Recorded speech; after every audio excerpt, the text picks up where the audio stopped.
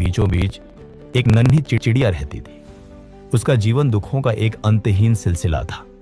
वह गंभीर रूप से बीमार थी। उसके कोमल पंख झड़ चुके थे और शरीर पर एक भी पंख नहीं बचा था। वह उड़ना तो दूर, ठीक से चल भी नहीं पाती थी। न रहने को घर, न पीने को पानी और न ही खाने को दाना। वह बस जलती हुई रेत पर अपनी मौत का इंतजार कर रही थी। एक दिन एक सुंदर सफेद कबूतर उस रेगिस्तान के ऊपर से गुजर रहा था। वह बहुत खुश और शांत लग रहा था। चिड़िया ने हिम्मत जुटाकर उसे रोका और पूछा, भाई, तुम कहां जा रहे हो? कबूतर ने धीमे से कहा, मैं स्वर्ग जा रहा हूं, भगवान से मिलने। चिड़िया की आंखों में उम्मीद की एक चमक जागी। उसने हाथ जोड़कर कहा, भाई, क्या तुम मेरे लिए भगवान से एक सवाल पूछोगे? उनसे पूछना कि मेरी किस्मत में ये दुख कब खत्म होंगे, मेरे अच्छे दिन कब आएंगे। कबूतर ने उसे सांत्वना दी और उड़ गया। जब कबूतर स्वर्ग पहुंचा और देवदूत को चिड़िया की हालत बताई, तो देवदूत ने अपनी किताब देखी और उदास होकर कहा, भगवान ने उसके भाग्य में 10 साल का दुख और लिखा है, उसे अभी और तड़पना होगा। कबूतर को बहुत बुरा लगा। उसने पूछा, क्या कोई रास्ता नहीं है जिससे उसकी मदद की जा सके? देवदूत ने मुस्कुराते हुए एक रहस्य की बात कही, एक रास्ता है। उसे कहना कि वह हर हाल में शिकायत करना बंद करे। वह यह देखना शुरू करे कि उसके पास अभी जो कुछ भी है वह दुनिया में कई दूसरों की तुलना में कितना बेहतर है। उसे बस हर पल एक ही बोलना है, हे भगवान, इस स्थिति में भी मुझे दूसरों से बेहतर रखने के लिए आपका शुक्रिया।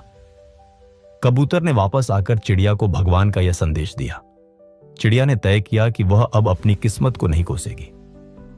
जब वह दोपहर की चुभती हुई रेत पर गिरती तो वह रोती नहीं।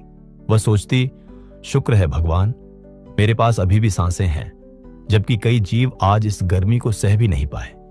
आपका शुक्रिया। जब उसे भयंकर प्यास लगती और पानी की एक बूंद भी नहीं मिलती, तो वह कहती, शुक्र है भगवान, मेरे शरीर में अभी भी इतनी जान है कि मैं जिंदा हूं और पानी की उम्मीद कर सकती हूं। आपका शुक्रिया।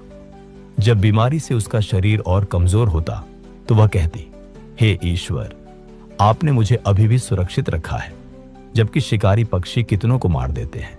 जो मेरे पास है उसके लिए आपका शुक्रिया। धीरे धीरे चमत्कार होने लगा।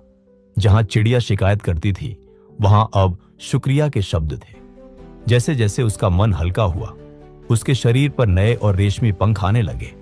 देखते ही देखते उस सूखे रेगिस्तान में काले बादल छा गए। मूसलाधार बारिश हुई और वहां एक सुंदर तालाब बन गया। चिड़िया अब पूरी तरह स्वस्थ थी और नीले आसमान में ऊंची उड़ानें भर रही थी। ठीक 10 दिन बाद कबूतर फिर वहीं से गुजरा। वह अपनी आंखों पर विश्वास नहीं कर पा रहा था। जहां रेगिस्तान था, वहां अब हरियाली थी। उसने तुरंत स्वर्ग जाकर देवदूत से पूछा, आपने तो कहा था उसे 10 साल तड़पना होगा, फिर यह 10 दिन में कैसे मुमकिन हुआ?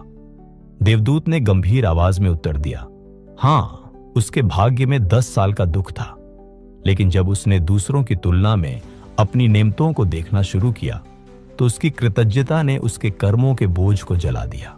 शिकायत करना जीवन को भारी बनाता है और शुक्रिया अदा करना जीवन को हल्का। उसने अपनी सोच बदलकर अपनी किस्मत बदल ली। दोस्तों, हम अक्सर यह गिनते रहते हैं कि हमारे पास क्या नहीं है, लेकिन अगर हम मुड़कर देखें तो हमारे पास जो है वह दुनिया के लाखों लोगों के लिए सिर्फ एक सपना है। आज से ही अपनी कमियों को नहीं, अपनी खूबियों को गिनना शुरू करें। अगर आपको यह कहानी पसंद आई हो तो इसे लाइक